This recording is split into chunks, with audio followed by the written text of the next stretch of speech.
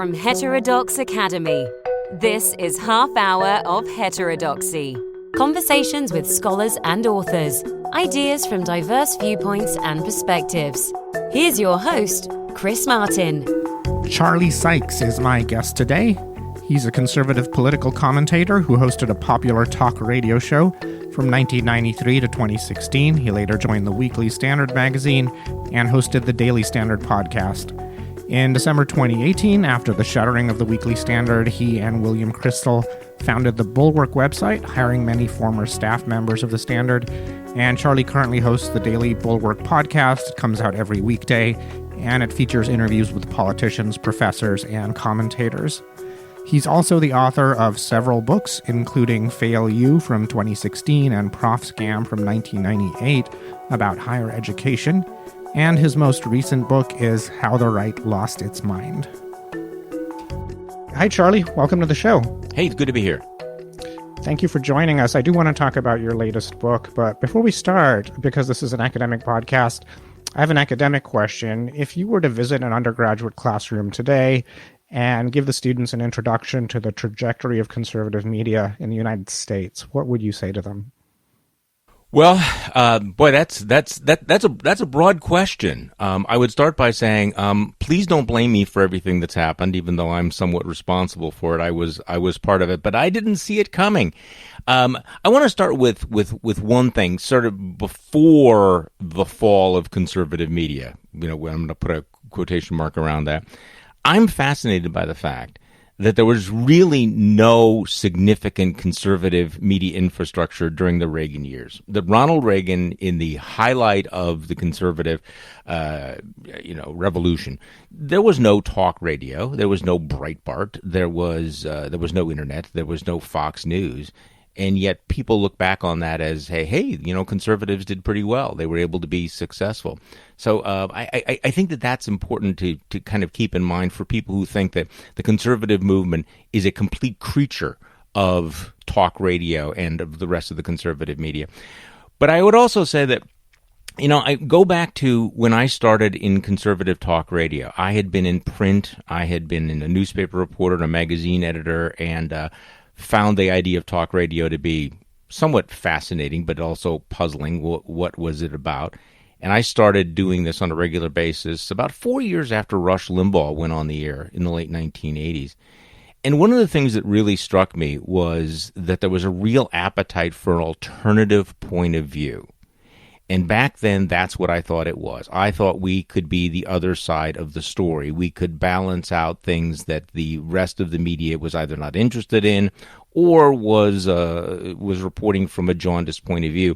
And there was clearly a massive audience for this. It was a little bit like pouring water on parched earth when people began to, tune on AM radio, which, by the way, AM radio was like an abandoned strip mall. I mean, nothing was on AM radio anymore. There was no great conspiracy to put conservative talk shows on AM. AM was dead. But there was clearly, an appetite for it. And people said, wow, it's to have a media outlet that doesn't look down on me, that doesn't disdain me, that is actually concerned about the kind of things that I'm concerned about. And it was, I think, healthy in those early days. And, with folks like Limbaugh, I think, had a certain sense of humor. There was a certain sense of parody. And but that did evolve over time, which is what you're asking about. And really the larger point would be that it evolved, I think, from being one voice among many, an alternative voice, to becoming an echo chamber, to morphing into an alternative reality silo that we have today. And one of the things that I wrestle with is, how did this happen? How did it go from being, I always thought of talk radio, conservative talk radio as sort of being like an op-ed page, so that, I would be writing columns from a center-right conservative point of view. But suddenly it became, it took on a life of its own. And I'd like to talk about your book, which is largely about conservative media. But before we jump to that, going to your 2016 book, Fail You, The False Promise of Higher Education, what critique of higher education were you trying to level in that book, and what was the genesis of that book? Well, that genesis of that book was a follow-up to my very first book, which was Prof Scam, which was published in, I think, 1987. I don't want to do a Joe Biden and get the decades wrong here, which basically was a critique of the abandonment of undergraduate education. I mean, the heart of that book was that higher education, particularly the big research universities, had shifted their focus away from teaching undergraduates, which also then led to the degradation of the liberal arts as central to higher education. And it also began to talk about, and going back into the 80s, talk about what became known as political correctness, the push for ideological conformity on campuses and the intolerance for certain ideas. So I wrote that back in 1987 and decided to revisit it and ask the question, well, what's happened since then? And tracing all of the things that I had critiqued in the late 1980s, and concluded that many of them had become worse, that the flight from teaching had gotten was more extensive. You also had the overlay of the explosion of student debt, the cost of higher education, questions about whether or not too many students were spending too much time, too much money on things that were not perhaps wise life choices, and then of course revisiting what was happening with the intellectual climate on campus. Okay, so now your latest book, How the Right Lost Its Mind, it's been about a year since it came out. Received a lot of publicity when it came out because, as you said at the beginning of this interview, you expressed some remorse over perhaps being part of this alternative reality bubble. And I thought it was a great book. I liked the reflections on the changes in conservative media that you document and the insider take that you have. But you do suggest that what happened in the 2010s was a departure from what had happened before that. And I do see a contrast between the 2010s and, let's say, the early years of National Review, which is one of the points you make. But some of the developments don't seem entirely new. For example, if you look at Sarah Palin from 10 years ago, she was pretty similar to Donald Trump. And then going back much further, Newt Gingrich had tactics that were quite similar to Donald Trump's in some ways. And I'm thinking of an interview he did with McKay Coppins in The Atlantic. He's been strongly approving of Donald Trump's performance and presidency, and as we know, his wife was appointed by Trump as the ambassador to Vatican City. So I do see these threads going back about 40 years at least. Do you see something different about the 1980s compared to the present? Well, I did a follow-up for the paperback edition, and one of the things I said that I regretted was that I didn't focus more on the impact of Newt Gingrich in creating this new climate. And there's no question about it. Sarah Palin, you could argue, was sort of patient zero in this populist uprising. But there's no question about it. And this is something that I'm still trying to parse through. What was the recessive gene and what was the dominant gene? What did we ignore? How long does this go back? I mean, clearly you can trace this all the way back to the new right back in the 1970s that was dallying with the idea of George Wallace because he would fight. You can take it back into the 1930s. The Father Coughlin, just type of demagoguery. But no, you make you make a good point there. There was clearly a shift in the mid-1990s in which politics became warfare, and this did track with the rise and the evolution of the conservative media. It's not a coincidence that when the Republicans took control of Congress in 1994, the freshman class invited, of all people, Rush Limbaugh to speak to them, because this was the beginning of this sort of synergy between the new conservative media and Congress. Now, could people have predicted that the conservative media would morph into the alternative reality that it did at that point? No, because we weren't that big. Could we have predicted that Republicans would lose the ability to govern, or actually the interest in governing, because of this transformation? And I don't know. I spent some time with Newt Gingrich early on in his speakership, and I have to say that I was somewhat underwhelmed by his intellectual discipline, and I'm trying to parse my words here, which nobody does these days. But his shall we say, his lack of principled consistency. And so in some ways, in retrospect, it becomes sort of clear how that might lead to Trumpism. But let's be honest, nobody actually saw that happen, that coming. And when it comes to Fox News in particular, we know that's had a really large role on the conservative media landscape. And I should cite my sources. So this question actually comes from my wife. It was her reaction to reading your book. What do you see as the future of Fox News? Well, that's a really good. That is a good question, and it's particularly a good question this week because the president is lashing out at Fox News. I mean, he thinks that Fox News is a house organ of Trumpism. I mean, he demands absolute loyalty, and he's obviously very bothered by the fact that Fox, is not 24/7 pro-Trump propaganda. And Fox. There's no question about it. You cannot tell the story without Fox. Fox isn't alone. But one of the things that if you would have asked me this question maybe 6 months ago, I would have said is that Fox was, at least for a time, obsessed with being outflanked on the right, that they're looking over their shoulder at groups like, One America Now Network, and concerned that, if we're not sufficiently pro-Trump, somebody else is going to seize that mantle. They're going to seize that space. I'm not sure that that's the case right now. And in part, it has to do with the succession. Who knows what's going on with the Murdochs? There does seem to be, some cover for folks like Shepard Smith, who have been actually, legitimate journalists. Chris Wallace. But on the other hand, look at their primetime lineup, and the primetime lineup has become more and more virulent. The Tucker Carlsons, the Laura Ingrams. So. The answer to your question is part of what is the future of the conservative movement? What's the future of the Republican Party post Trump? Are they still is this sort of strain still going to have a market? Is this where they're going? I honestly don't know.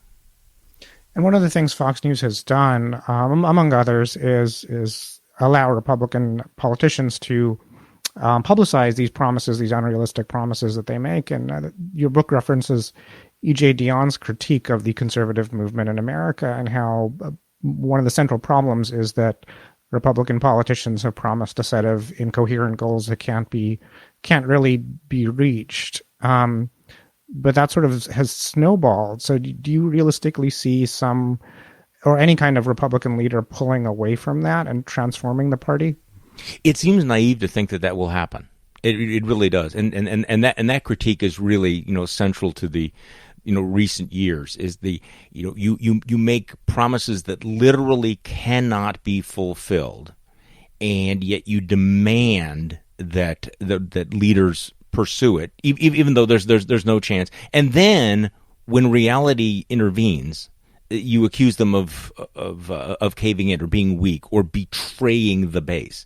And that whole outrage machine has become the model now of the conservative media. And because it's become the model of the conservative media, it's become the model of Republican governance and lack of governance. So, no, I don't see that. I was actually on a TV show yesterday, and we're talking about Joe Biden suggesting that if he gets elected, he'll be able to work with the quote-unquote good Republicans, and which I appreciate that he's open to bipartisan cooperation, but it feels extremely naive to think that that's going to be happening anytime in the near future. Right. One of the points I make to my students when I talk about politics in the U.S., and I try to differentiate the Republican Party from conservative parties in many other countries, because in many countries, conservative parties are open to compromising with centrist and liberal parties, and they form coalitions with them sometimes. In the U.S., one of the tenets of the conservative party, the Republican Party, is we don't compromise. So it's really difficult to say in the United States specifically what we really need is for the Republican Party and Democratic Party to get together and reach some compromises. Well, and also, but that is a relatively recent phenomenon, because in terms of conservatism, it depends how you define conservatism. If you define it in sort of a Burkean pragmatic sense, of course you're going to compromise. You're going to try to come up with solutions to real problems. I mean, we think of Ronald Reagan as a hardcore conservative ideologue, but he had to govern when Democrats controlled both houses of Congress. Most of his major achievements had to be on a bipartisan basis. Even the Bushes worked with Democrats on a variety of issues to get legislation passed. So this notion that you must have not only purity, but you can never work with the other side, I think Gingrich probably really, fired that up. But that really is something that would be a relatively recent phenomenon. Now, you talk about some of this being due to an alternative reality bubble, and the term bubble crops up a lot nowadays. People say conservatives are in a media bubble, liberals are in a media bubble. What proportion of conservatives and what proportion of liberals would you say are in a conservative and liberal media bubble, respectively? Yeah, I try to avoid the word bubble because it got overused. So I use silo because it is sometimes hermetically sealed. So when I talk about an alternative reality silo, I mean someone who, it really is immune to outside information. And the story, I'll get to your question, I mean, why I say that. And I'm talking about people who, I did a radio show for 23 years, and for much of that time, I think I had a very good rapport with the audience. And when they would send me things that were false or that were hoaxes, I would push back and I would say, look, this is not true. If you don't like Hillary Clinton, that's fine. But no, there's not, bodies stacked up in a warehouse in Little Rock, etc. And no, Barack Obama, is not really a secret Muslim from Kenya. Disagree with him on policy. And for most of that time, people would say, hey, thank you, appreciate it. I'm sorry I forwarded, Uncle Leo's, mass email, etc. I'm sorry I passed that on to my Facebook friends. But in 2015 and 2016, I began noticing that it became harder and harder, that nothing I could send people was considered credible. If you'd send somebody something from the New York Times, the Washington Post, or from NBC, the reaction would be, well, those are liberal rags. And that was when I had to go, uh-oh, okay, so our media critique has been so successful that we have successfully delegitimized all of this fact-based media. There are no referees anymore. There are no guardrails. So when I'm talking about the alternative reality silos, I'm talking about people who really are immune to any sort of outside information. So that's probably a relatively small but very active group. But see, this is the part of the problem. You look at the, at the polls, and it would certainly suggest that a strong majority of conservatives now are in this echo chamber. They are in this alternative reality silo. And this is reflected in public opinion polls about Trump, but also about different issues. They live in worlds with the different narratives, different characters, different themes, different facts. You turn on Fox News on any given day, and you're talking about almost a completely different news cycle than if you turn on MSNBC. I do think my experience is that, and I don't want to let the left off the hook here, because I think that to a certain extent they would like to flatter themselves that they do not live in an ideological bubble. But I think it's a little bit like fish don't know they're wet. It's because they're so surrounded by it that every reasonable person agrees with them. But I do get the sense that folks on the left still have a wider range of sources of information than those on the right. And by the way, I think that all of this is accelerating.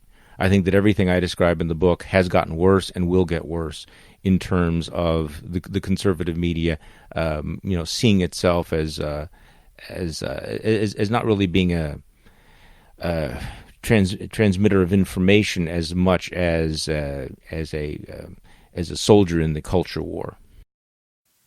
I think one issue to be concerned about, and I should say I'm rarely shocked by anything, but one of the things that really shocked me was Jack Sobiech.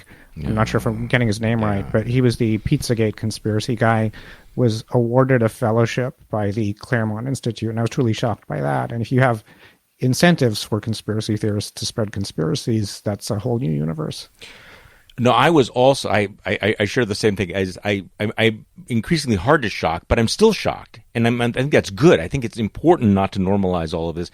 But what you are describing was genuinely appalling, because you have somebody from the far reaches of the fever swamp. And to go back to your original question about the evolution of the conservative media, in my book, one of the things I'm really fascinated about was the way in which some of the more radioactive, some of the more toxic conspiracy theorists were brought into the mainstream by people like the Drudge Report. They actually became part of the conservative media infrastructure. And guys like Jack Posobiec, who's spreading these just bizarre and sick conspiracy theories that have been completely discredited, have developed audiences and have not paid this. Look, in a rational universe, these folks would be absolutely exiled. Nobody would take them seriously. So the fact that he is part of the media infrastructure was pretty outrageous. But then, when the Claremont Institute named him a fellow, this is one of those moments where you go, are there any guardrails at all? Are there any freaking standards at all? I mean, I understand that they have been moving to a more aggressive pro-Trumpian stand, but in what alternative reality do you take someone who has been that discredited and name him a fellow? So that not only are there now, active incentives in the conservative media to be the most outrageous, to be the most extreme, to throw out the most bizarre theories, but there are no stigmas. There's no price to be paid, or where the price to be paid is not obvious. Now, having said that, there are people who have fallen off. I mean, there are the Milo Yiannopoulos who were big stars for a while, but Milo Yiannopoulos, who traffics in some of just the most vile rhetoric, really only was exiled when, because he was appearing to endorse pedophilia. Everything else apparently was okay. But yeah, the Posobiec incident there's so many troubling markers, but that was a big one. Now, do you still keep in touch with other conservative radio hosts and see any changes in that landscape occurring? I do keep in touch. Excuse me. I do keep in touch with some, many of whom have lost their jobs, either because they've quit or because they've been fired or because they're just, fed up with it. But what I find interesting is just watching the way in which conservatism has changed. For example, in Wisconsin, I tell this story. In Wisconsin, all the conservative talk show hosts were anti-Trump. He did not have the luxury that he had elsewhere. He did not have air cover from conservative talk radio, and he lost badly. In Wisconsin, Ted Cruz, who, by the way, is not a good fit for Wisconsin, beat him handily because all the talk show hosts thought that Donald Trump was such an aberration. But every one of those hosts, I'm off the air, host in Green Bay is off the air, every one of those other hosts now is completely pro-Trump. And in part, that reflects the way in which the audience has come to see conservative media as a safe space. Despite all the conservative critiques of universities being safe space, on the right, they demand the conservative media be a safe space that confirms their bias, that gives them, reassures them about their views, and they're very intolerant for dissenting points of view. So as a result, conservative talk shows comes on and expresses outrage about President Trump's comments about the loyalty of Jews, or mocks him for canceling his trip to Denmark because they won't negotiate the sale of Greenland, they're going to get a huge amount of backlash. And you would get 80-90% of the callers calling in saying, why are you saying this? Why are you not backing our president? So that's part of the morphing. Is there was a time when in conservative media you had a variety of ideas. You could have really lively discussions, and you could criticize the sitting president of the United States. People like that, but support and loyalty to Trump is now a requirement. You talked about one revision you made in the paperback edition regarding Gingrich, and one thing you got wrong. Have you received any other interesting critiques of the book that have made you rethink some of the points you've made? Oh yeah, many. And part of this is my argument, and which I'm still reasonably comfortable with, although I question it all the time, that many of the crackpot elements of the right, or the overt hyper nationalist nativist streams of conservative, these were always there, but they were recessive genes. And that there was still a dominant, relatively healthy mainstream. I've had interesting debates about that with a number of people, including, going back and forth with Max Boot, who has come to a different conclusion. He believes that these things were much more virulent, and run deeper. And of course, when I go back and I will talk about the role of William F. Buckley Jr. and National Review in creating a healthy conservative movement, and people go back and point out the editorials that were written about race and segregation in the 1950s, and I will admit I cringe when I read them, because this is going back to the founding. The President of the Creation was some stuff that was pretty ugly that conservatives had not come to grips with. And also, I guess, part of it is that, because of where I'm from, Wisconsin, and the people that I associated with, I think the whole, emphasis on fiscal conservatism, which now turns out to be kind of a joke, you have to go back and go, was any of that real? And I would like to think that it was real. I believed it was real, but clearly it was paper thin in the conservative movement. And I don't know if you're familiar with Cory Robbins' work, but his idea, which has been, it would change my perspective, because I used to draw my perspectives just from social psychology. His perspective is that conservatives tend to not be focused so much on tradition, but rather on preserving the status of people who were at the top of a hierarchy. So it does seem like even going forward, we might see one strain of conservative politics being people defending some shade of white supremacy, perhaps, or the right of people who are billionaires, like the Koch brothers, to influence the political system with no guardrails. Do you see that as a liability? Well, there are many liabilities. I'm not familiar with his work, so keep that in mind as I say this. My experience with conservatism was really not consistent with that. And I think also as you watch what's happening now to the right wing, there is a genuine populist element to all of this. That there are people who was not about wealth. It was not about. See, this is part of the problem. Is like what was real and what wasn't real.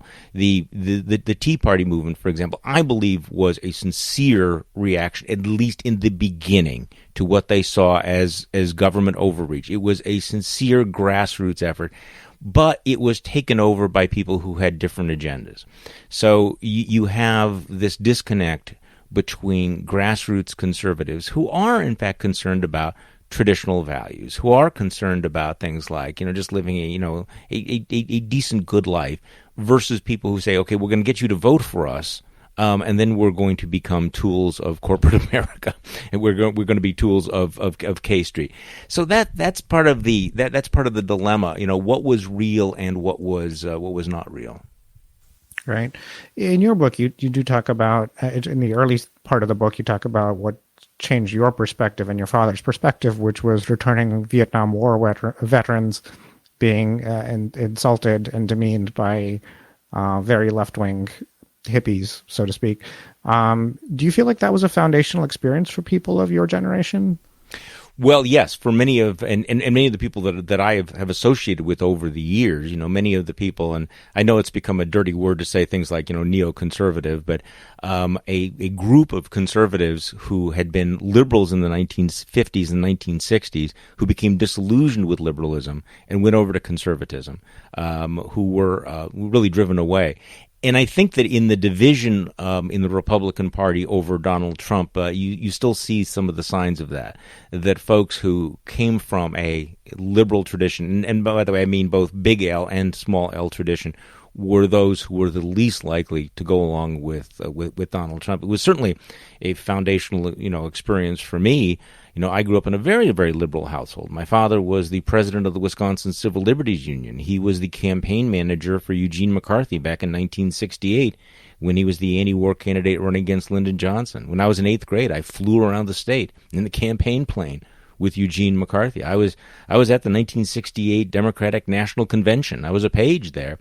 I was on the executive board of the Young Democrats of Wisconsin for several years, and yet, like many other people who became active in the conservative movement, I think it was the excesses, it was the it was the intellectual exhaustion of the left in the late 1970s that drove people away. So before we wrap up, it's almost time to wrap up. What future projects have you got? Do you have another book in the works?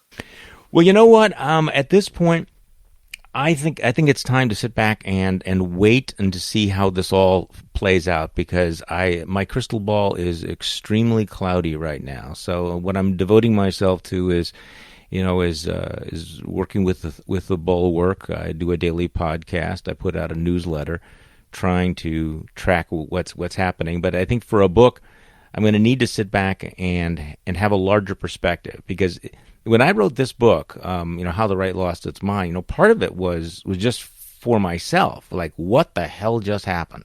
What did I not get?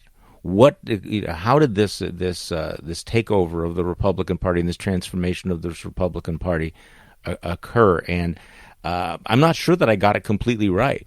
So there's going to be a perspective when we see what the world looks like post-Trump, how much of it is enduring, how much of it is just a blip, whether we're ever going to come back from this precipice. I just don't know. So I'm probably going to wait until then. All right. Well, I really enjoy the Bulwark podcast. I guess my only complaint is that I sometimes have to delete other podcasts so I have time to listen to the Bulwark. Sorry I'm not about saying that to flatter you. That's actually something that's going on. Well, thank you for coming on the show. I really appreciate it. Hey, it's been a lot of fun. Thank you, Chris. Thanks for tuning in. As always, if you enjoyed the show, please leave us a review on iTunes. It helps other people find out about the show. And you can reach me at podcast@heterodoxacademy.org and on Twitter at ChrisMartin76. This podcast is produced by Heterodox Academy. Find us online at heterodoxacademy.org, on Twitter at HDX Academy, and on Facebook.